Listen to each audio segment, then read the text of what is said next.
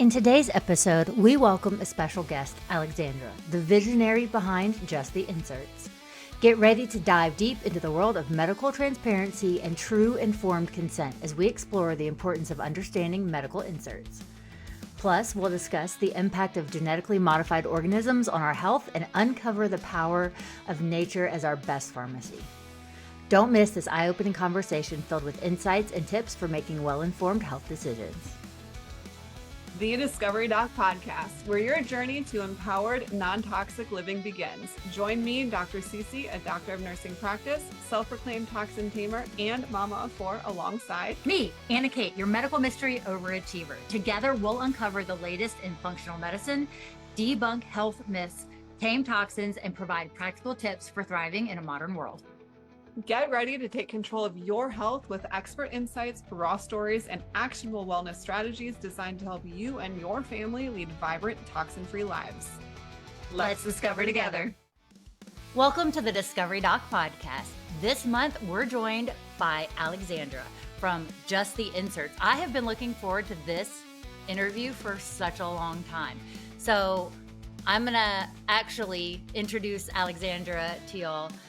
She is the visionary behind Just the Inserts, an invaluable resource dedicated to empowering families with the needed information to make informed medical decisions.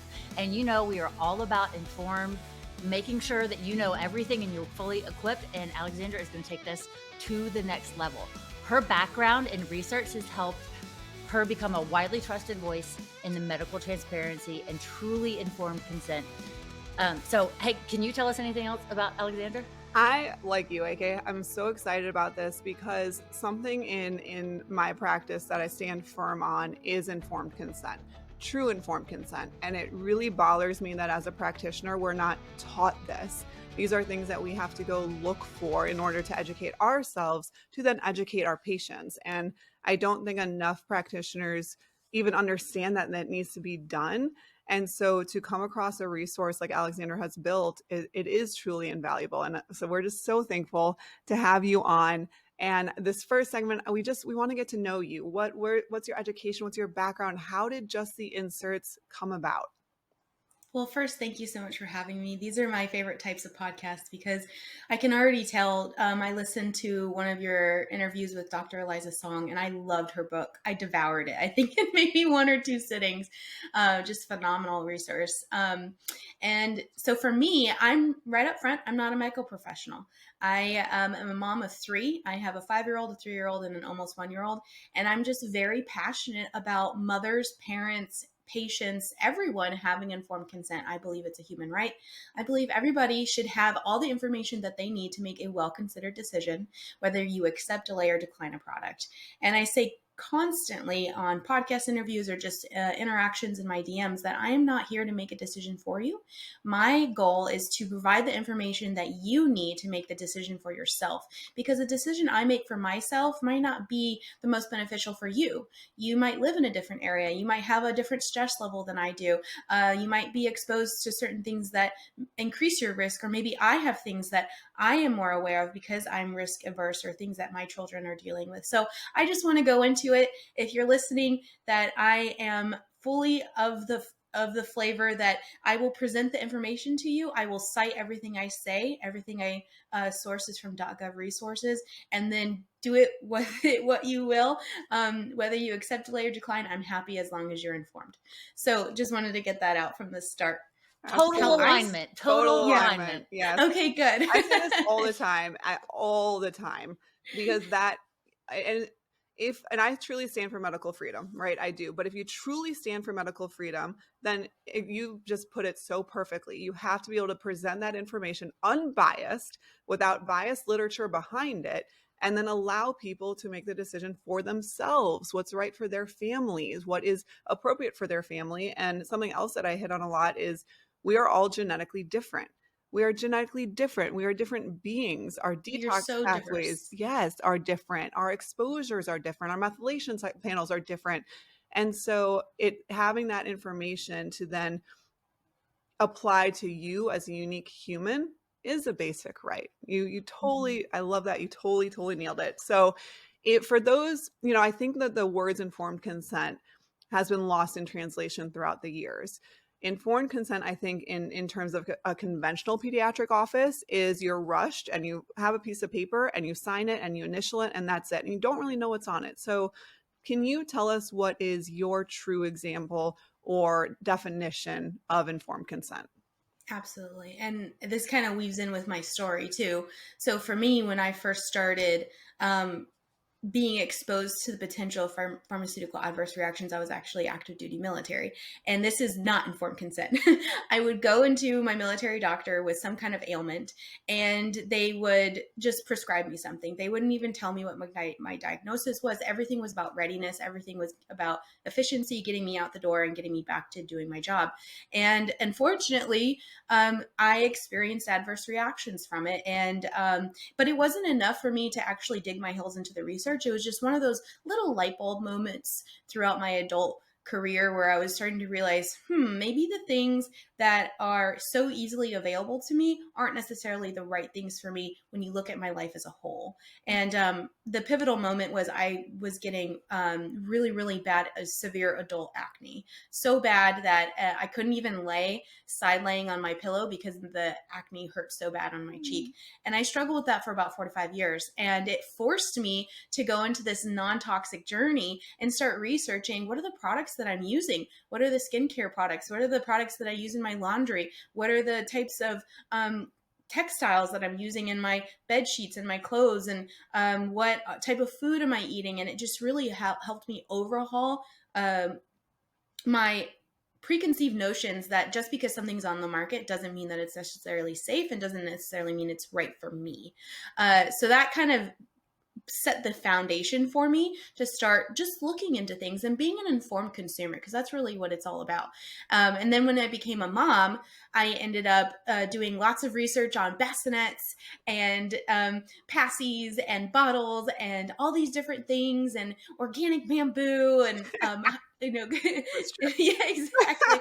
But when I was presented from some certain pharmaceutical products like vaccines, I didn't really know where to start. I didn't know what to research. I didn't know who was right and who was wrong. When I went into Instagram or Google or anything like this, I had one side telling me that my baby and me were going to die if I accepted this product, and then the other side was telling me that me and my baby were going to die if we didn't accept this product. And so it was just very overwhelming to me.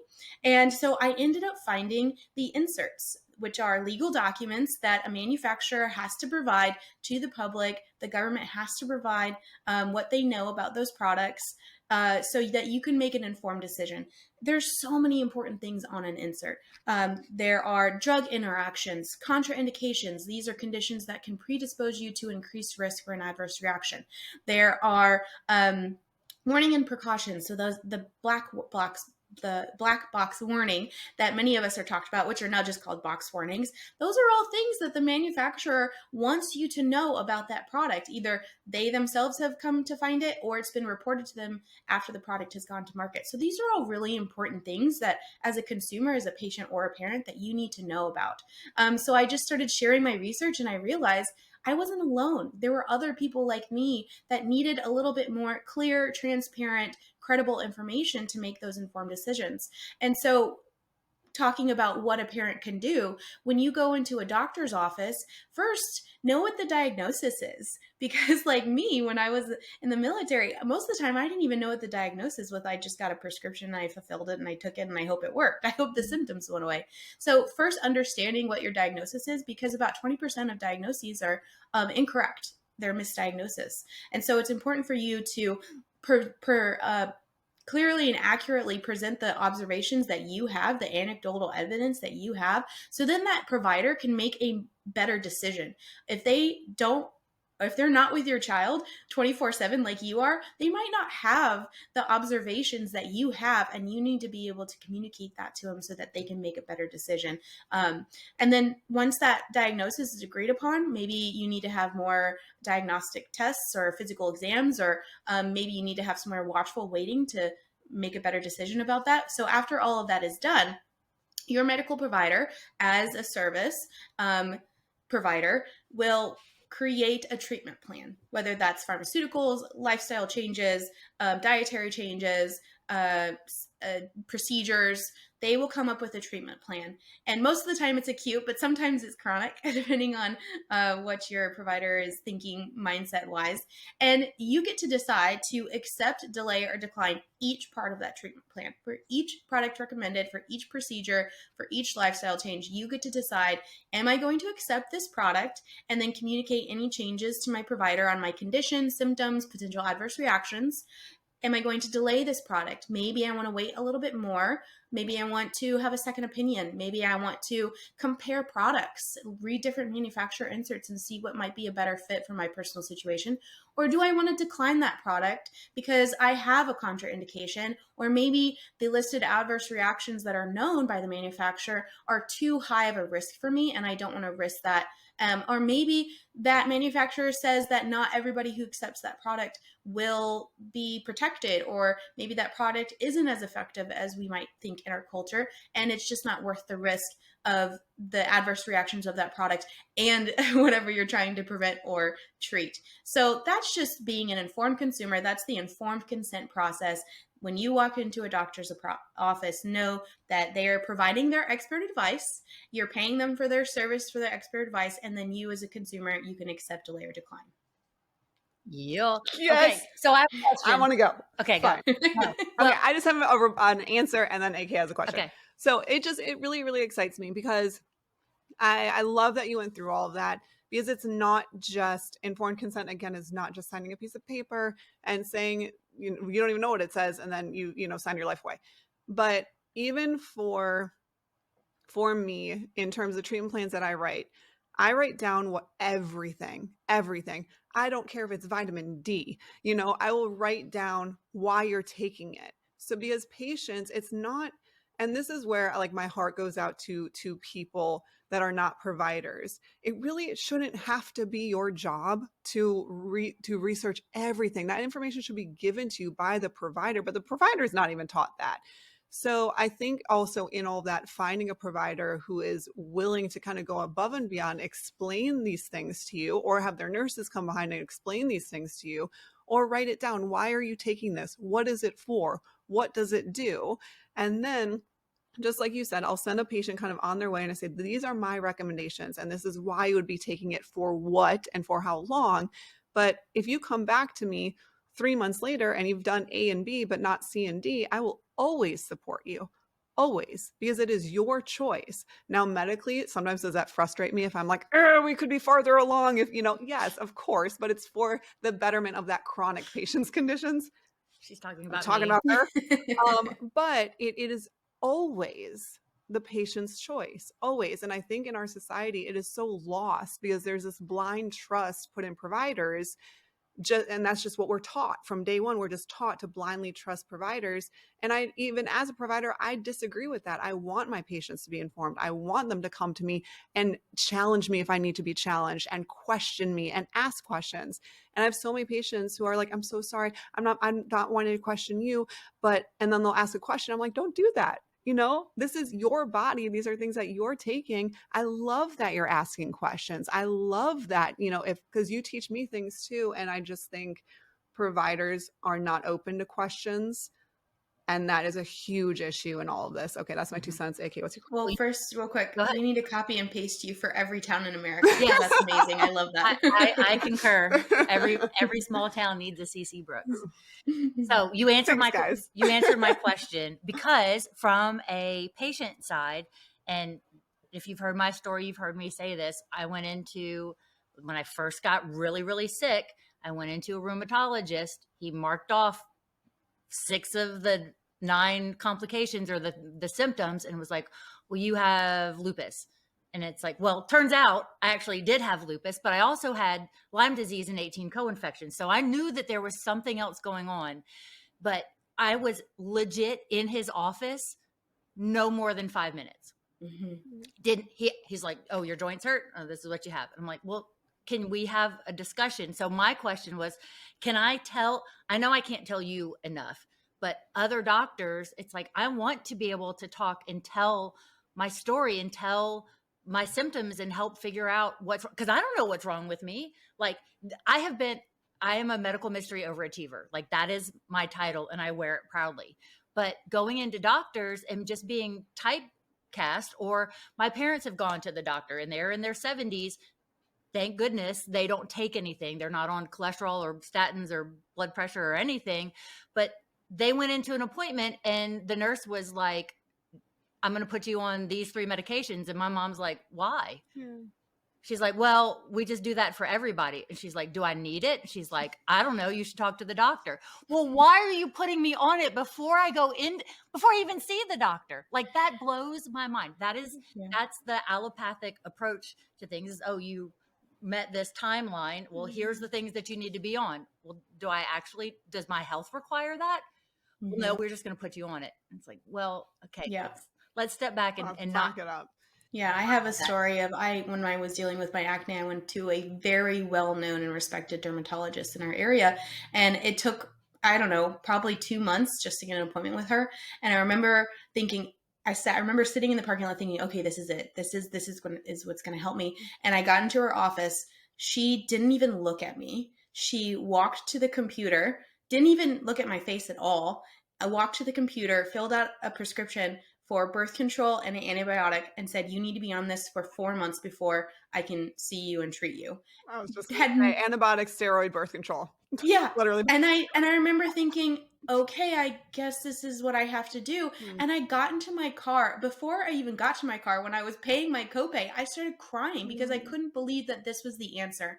This is what you're putting me on. And especially looking in hindsight, my issues were liver and gut related. So thankfully, I think I only did the birth control for maybe a week because I was so nauseous. I couldn't handle the motion sickness, which I actually see that as a gift now. But thank goodness I didn't follow her full treatment plan because that would have destroyed what was actually going on in my body. So I think about that constantly. And I'm told by so many people where they're sitting in their provider's office and they don't even have any intellectual curiosity on doing a physical exam or asking questions. It's mind-boggling to me. Or just linking the dots, and I'm not going to digress here too much. Don't worry. Okay. I know. But the skin's our largest organ. Yeah. So the skin, it's very rare unless you have true atopic dermatitis or contact dermatitis or allergic reaction. Anything else that's chronic skin related comes from inside. And that's wild to me. Anyways, we won't go down that rabbit hole, but. And we've said this before, that if you are a number to your doctor, that's not the right doctor for you. Just go to she spends an hour and a half in her first appointment. That's amazing. You get to ask all the questions, like all the things. Someone asked me the other day, like an hour, but yes. Yeah, well, sometimes an hour and a half because I'm a talker. More than 5 minutes. Sorry to my staff. Yeah, but someone asked me the other day, like, does she recommend blah, blah, blah? And I'm like, well, she will recommend what is pertinent and based on what you need. What she recommended for me is not what she's going to recommend for you, because you didn't have you may not have all the things I have. You may, but it's going to be a different protocol. But she's the detective, and she's going to find it out. Yeah.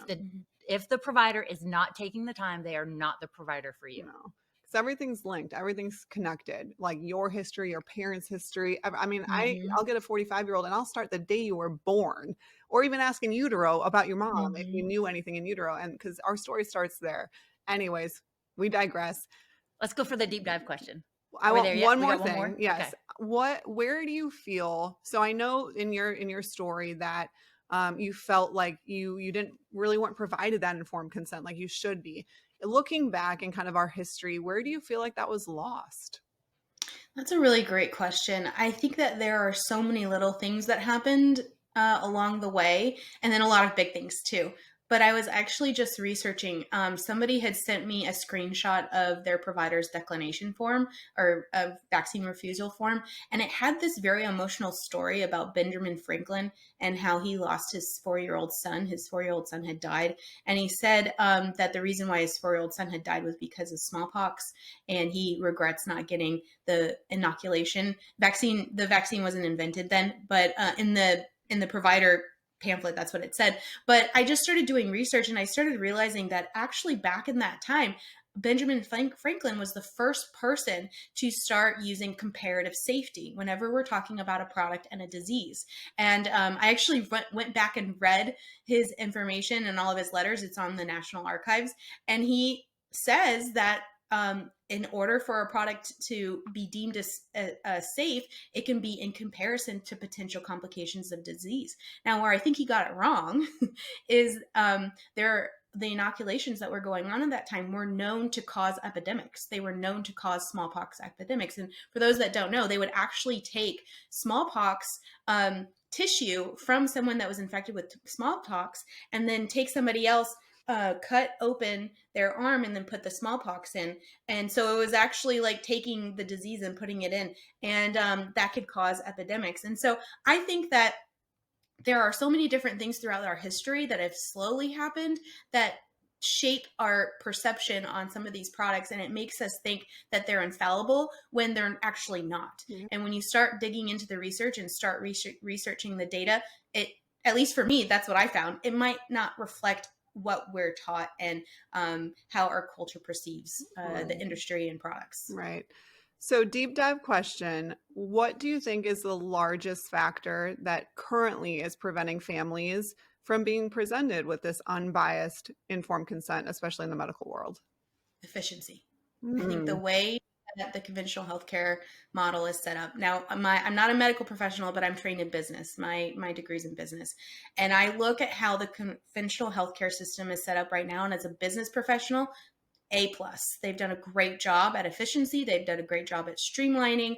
If you look at best practices and you look at order sets, the way that nurses and doctors handle patients when they're in the hospital, they've done a phenomenal job. I do think for the patient perspective, though, they have failed and they are erring in a very dangerous they're in dangerous waters in that perspective, because the average doctor's appointment is only 15 minutes and it's even less. I think it's about 10 minutes for pediatricians. There is no way that you can gain the proper informed consent for every product and every treatment that is recommended in a provider's appointment for you to be informed, for you to have a more informed decision about whatever product or treatment it is. So that's what I recommend for patient and parents. If you know that you have a well baby visit coming up, or you know that you might be struggling with Lyme or some other issue, research as much as you can. They're going to tell you not to do your own research. That's bonkers. Yeah. It's just part of being an informed consumer. If you research, I even did a reel and I talked about how many hours people research vacations and how many hours they research for their cars. And it was like in the 15 to 20 hour range. We are designed to research. We want to know what's the best product on the market. We do this for game systems. We do this for toothbrushes. We do this for so many other things. Medical products are products. We should be doing the same for that as well. So that's where I think that the system, the efficiency, the way that it's set up is not set up in a way for you to be the most informed consumer. So we have to do it ourselves. Right. I have one tidbit there. I completely agree. And I think a challenging aspect also are ads. We're one of the only countries that allow pharmaceutical companies to directly market to the consumer. And so that, I think over time, you hear things, you hear it over and over and over again that, oh, I know this name. Oh, I've heard that before. And so then when your doctor prescribes it, it's a sense of familiarity, but do you really know anything about it? No. You see the happy-go-lucky people playing on the TV and not, the possible adverse reactions on the bottom. And so that, I think, adds an extra layer. And I do find more often than not, practitioners are they're ego driven and they do not like to be challenged. And even I've been in situations myself where I have pushed that envelope because I know what I want and I'm not going to go against that. And I'm strong in it because of my background, because of my education. And I still get met with providers, with doctors, physicians who basically look at me like I'm crazy, even with my degree and education. And so I always use that. I'm like, I can't imagine then what everyday people go through. And that's what's frustrating. And I gave this example at the end of my book because I get so many messages from medical providers. I would actually say about 60 to 70% of the people that follow me are medical providers because they feel this. They feel that frustration. They themselves can't even exercise bodily autonomy, or they themselves are shamed or silenced into submission. Because if the example that I give is, say an RN or someone administers a product to the patient, they notice that there's adverse reactions. They look up the insert, they see those adverse reactions listed. They raise some red flags. They raised some caution. And then now the medical provider is seen as disloyal to the medical community, and their intelligence is questioned. And so it's just really set up for failure the way that the current system is. And you brought up a great point. Ads are a huge issue. I think that when in one of your previous episodes, when you were talking with Dr. Song about how there are providers that say, well, all of our patients just come in and they just want a prescription. And I think that's ad driven. 100%. I think it's because they're so exposed to it.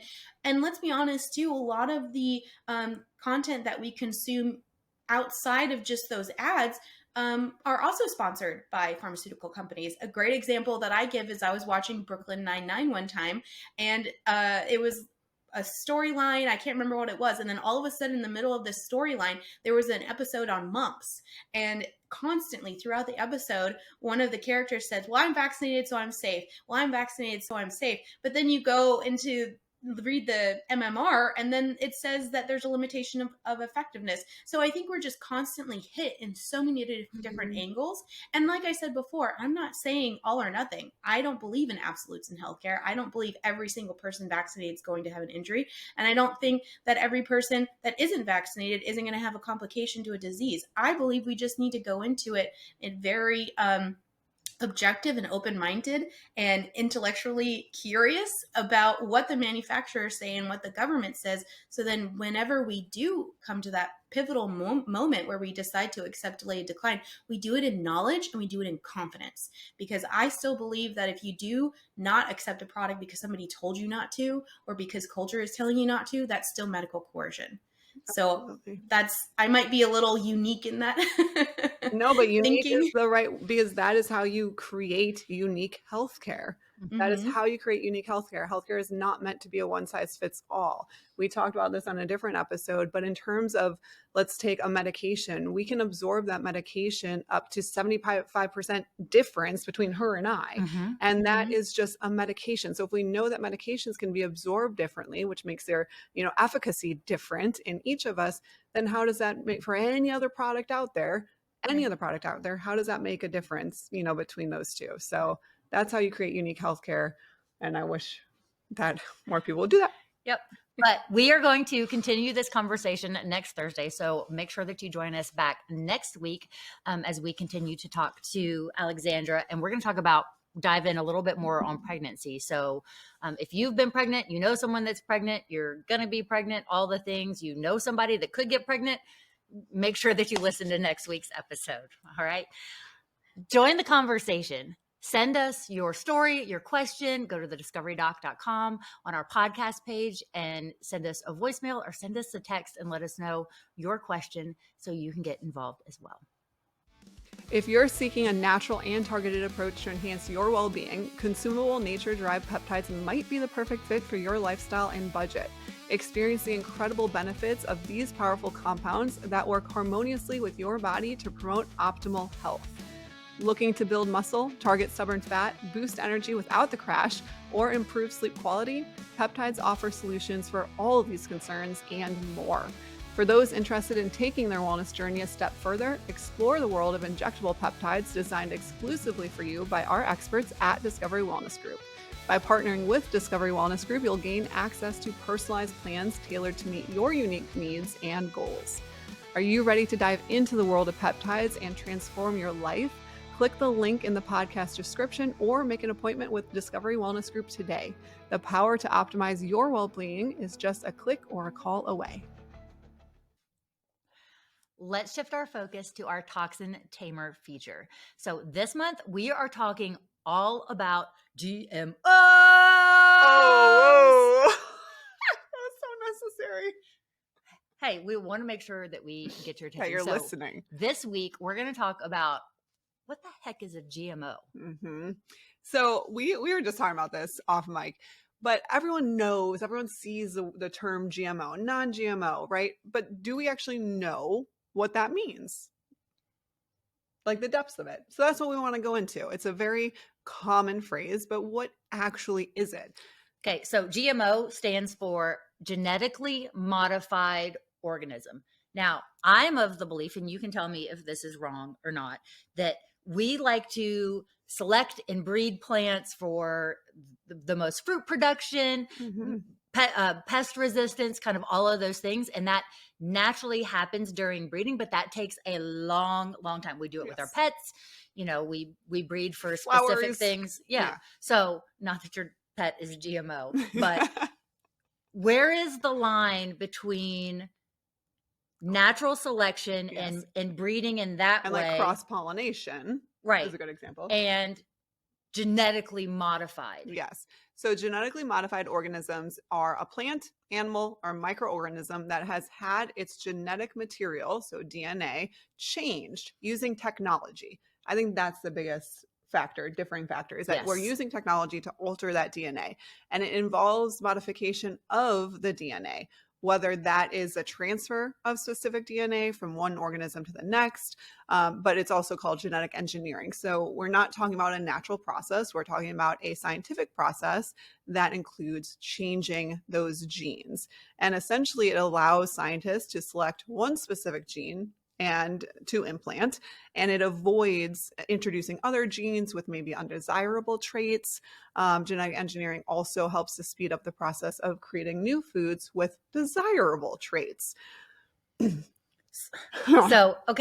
just playing God over here with food is what's I want to ask this question before we get into too deep: are GMO, genetically modified organisms, and bioengineered foods, are they different? Are they interchangeable? Is it the same thing? Is it different?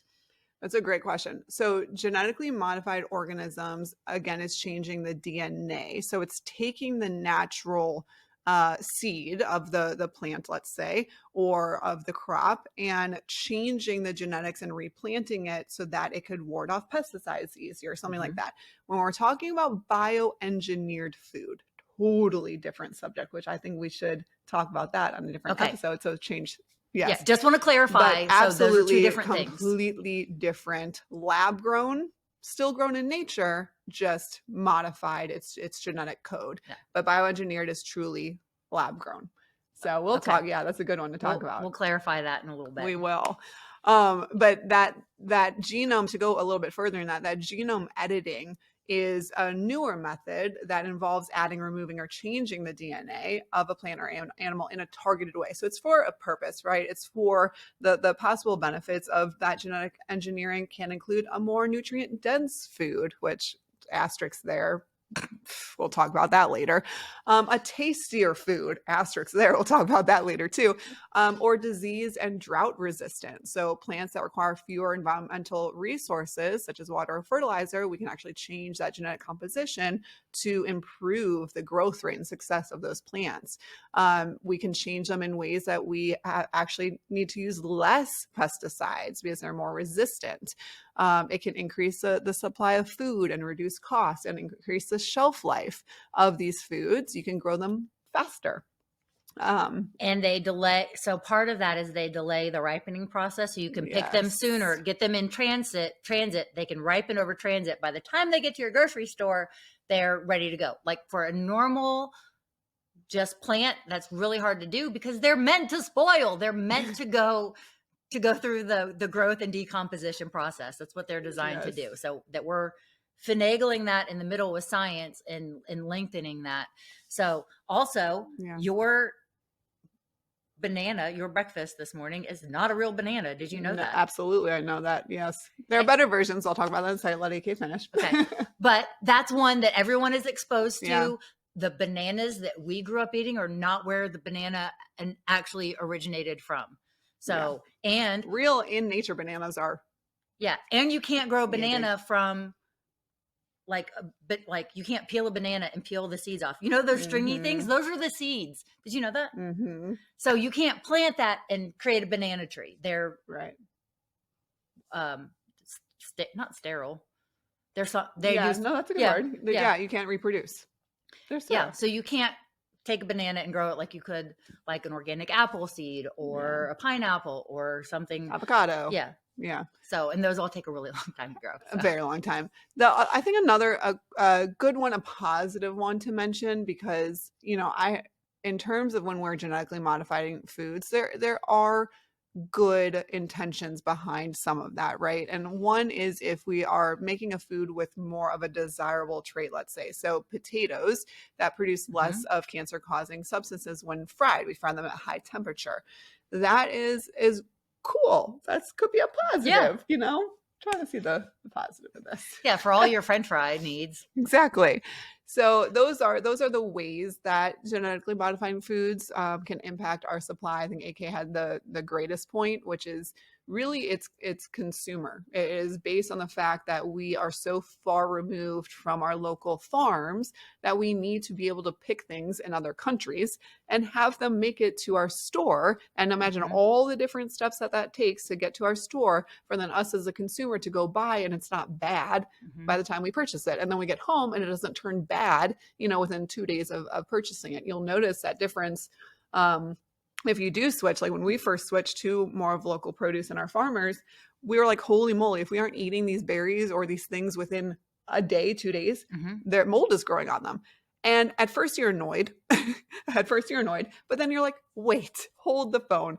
Because this is actually how food is meant to be. And this is because there aren't these added ingredients, there aren't these pesticides, organic, you know, just herbicides, or it's not genetically modified to improve the shelf life. And hey, it's going bad like nature intended it to. Yeah, and it's not treated with a gas from Timbuktu to here. Right, exactly. So we are going to go through this whole month, kind of just build on what GMOs are, where we can find them, what you can do to avoid them, and why we should know this information as well. So stay tuned throughout this month to learn more about all things engineering foods, genetically engineering foods. Genetically modified, because we're not talking about modified. bioengineered foods. You're right. Those are different confusing. things. Okay. Stay tuned for all things genetically modified. On this month's medical myth busting, this week we are going to talk about nature is our best pharmacy. Is that true? Yes.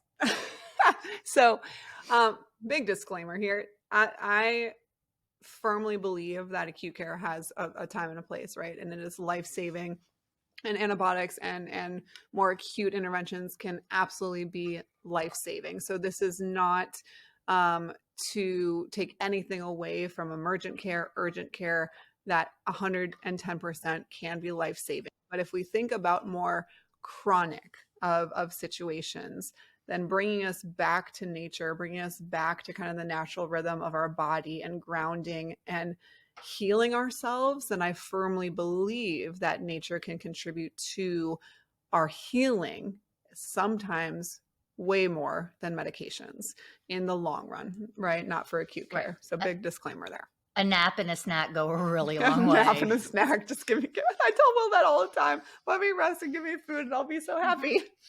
Make sure I'm hydrated, make sure I'm nourished, and give me a nap. Yes. And all will be right. Make sure I'm filling my cup, make sure I'm grounding myself, making sure my central nervous system is calm. Like those very minimal things go a long way. So I think my greatest example is that it's not even other modalities, which we'll get into in a second, but it is making sure that our central nervous system is cool, calm, collected. We cannot heal no matter what medication, supplement, natural agent we are taking if our central nervous system is on edge, if we're constantly in fight or flight, if our cortisol is constantly off the charts. We need to learn how to get back to ourselves and really ground that so that we are receptive of healing. And so that is the biggest factor in terms of when I say that nature can be, our best pharmacy, I really mean you.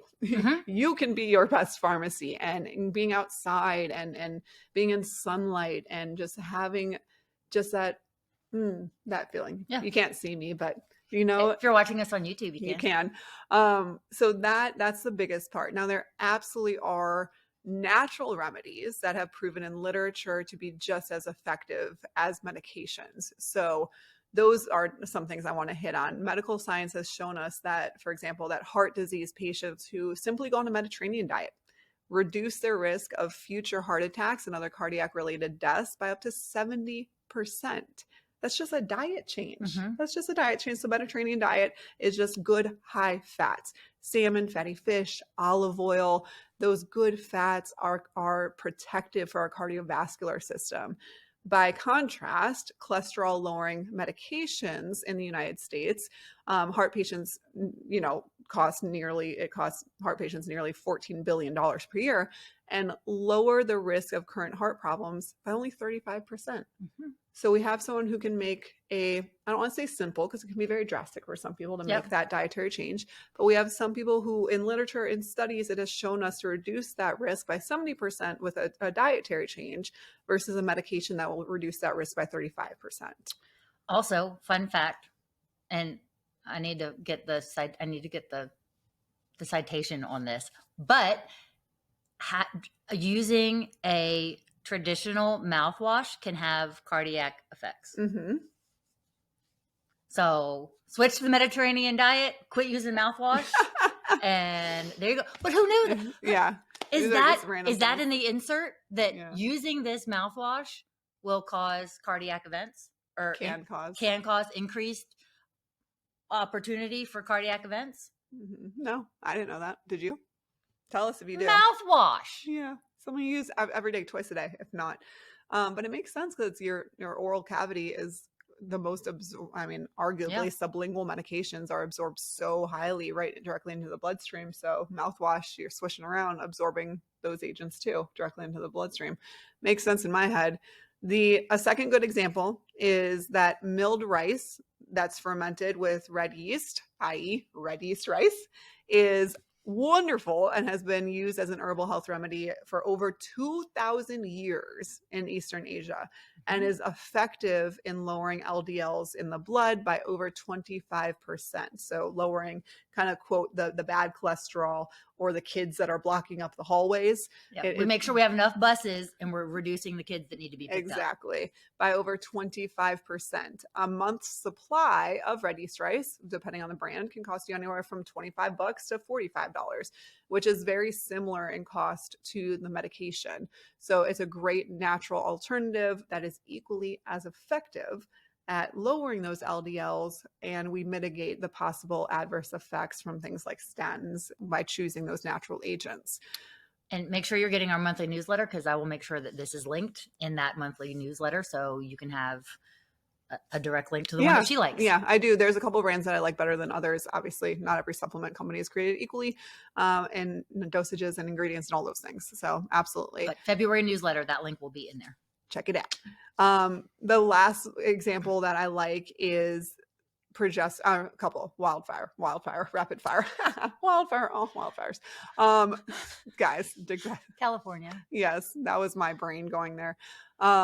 Flooded North Carolina, we haven't forgot about you either. No, I know. Progesterone from wild yam. Wild yams are a wonderful source of bioavailable progesterone. I use it as a cream in some of my patients. And then compounded progesterone also comes from wild yam instead of synthetic versions. Curcumin.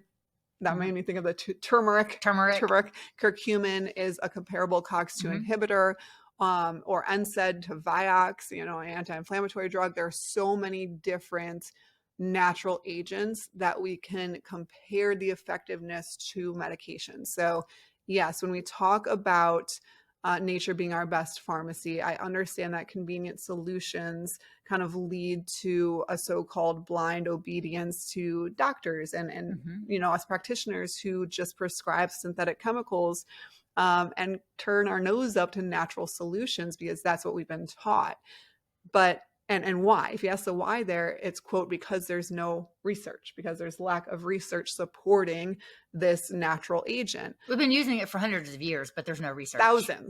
Thousands of years. So that's a massive important factor here is that these remedies have been utilized for thousands of years. They've existed long before our current medications have been around. So that means that natural experimental selection behind these remedies from people that have been using them for thousands of years has occurred. Now, I understand that is not something that is looked upon as a positive in our current medical system, but why not?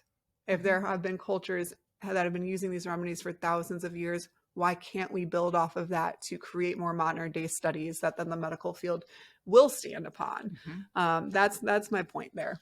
can you tell us a little bit more about wild yam, because it is quote unquote trending right now? It is, like, I see it everywhere. Yeah. So wild yam is a wonderful so wild yam, we can Is it like a sweet potato yam? Yeah. Okay. Yeah. We can extract different proteins from it, or sterols. They're called plant sterols. And so we derive those plant sterols from the wild yam. And those certain plant sterols, in terms of wild yam specifically, can help our body process and make more progesterone. And so if we take those plant sterols and we turn it, I don't do this myself, but companies do it, turn it into a cream and use those proteins as a cream, one little pea size of that cream can actually equate to 20 milligrams of progesterone. And so we're using those plant-derived little proteins to put that cream on our skin to absorb it into the blood, which can then increase our blood's progesterone, so to speak, our body's progesterone. And I can utilize it to help women more naturally with their cycles or with fertility, rather than using a synthetic progesterone that is, again, synthetically derived in a lab or molecular made. And so our body absorbs it much better. It looks like it's our own. It looks like we are making this, like we can break it down easier. We can absorb it easier. But yeah, it's highly concentrated. Yeah. So here's a disclaimer for that, because wild yam is being marketed as a face cream for anti-aging. Oh yeah. So if you don't need the progesterone, or you can increase it. Yeah. Yeah. So if you're a 20-year-old and you're putting wild yam on your face, like, get your hormones checked, because you're about to do something you don't want to do. Yeah, they should absolutely be disclosing that. Yeah. So, but they're not. So that's why I want to cover it up. It's great for those that need it. If you're under 40. And they might be denaturing the protein. So I'd have to look more into that. With the face creams that they're saying is anti-aging, it might be because progesterone is a wonderful hormone that, if we think of postmenopausal women, and that you could throw that into the quote anti-aging, sense of things. So I don't know the content of progesterone in the face creams that are viral right now. They might be denatured in the process. So what would be the benefit of wild yam? The micronutrients. Okay. Yeah. I'd have to look into that. Okay. So just something to consider as you're seeing this all over social media, wild yam this, wild yam that. Well, depends on if you actually need it and what's in it and why. Don't just hop on it because it's trendy and buy it. Don't be forced to buy it. But if you need it, there's a great alternative to progesterone. I know lots of people have been putting, like, you put it on your thin skin, inner forearm. It's wonderful. So yes, I do think there are, for the most part, we can find, most medications are derived from natural agents, even antibiotics. You know what I mean? We can trace them back to nature. So it's silly to say that nature is not our best pharmacy, when a lot of our even current medical medications are derived from natural agents. So, and I will be making my own fire cider this year. Oh, because I bought some, and when I had that really bad cough, like, I called her and she was like, "You don't sound good." No, she's like terrible. She sounded terrible. Yeah, but that helped reduce the cough, which is all kinds of cool things. So I will test that out. And then if you're on my insider list, I'll send you the recipe. Absolutely. And stay tuned for our next episode of Medical Myth Busting, and hear Annah Kate mispronounce a word. Until next time, let's discover together. We hope this episode with Alexandra has shed light on the significance of true informed consent and the potential benefits of nature in healing. Join us next time as we continue to uncover the truth behind medical myths and explore the fascinating world of health and wellness. Thank you for listening, and remember, knowledge is power when it comes to making the best choices for your health. Stay tuned and keep questioning. Your well-being depends on it. Hold your horses. Before we ride off into the sunset, let's take a moment for a friendly disclaimer. The information shared on this podcast is for general informational and entertainment purposes only. While we strive to provide accurate and helpful information, we're not here to replace your trusty healthcare provider or doctor. Consider us your Discovery Doc trailblazers, sharing our knowledge and experiences as we journey forward towards wellness. However, remember to always consult with a qualified medical professional before taking any actions based on the content of this episode. Like the Wild West adventure, this disclaimer may change occasionally, so be sure to check back for updates. Stay healthy, stay adventurous, and keep blazing trails with the Discovery Doc.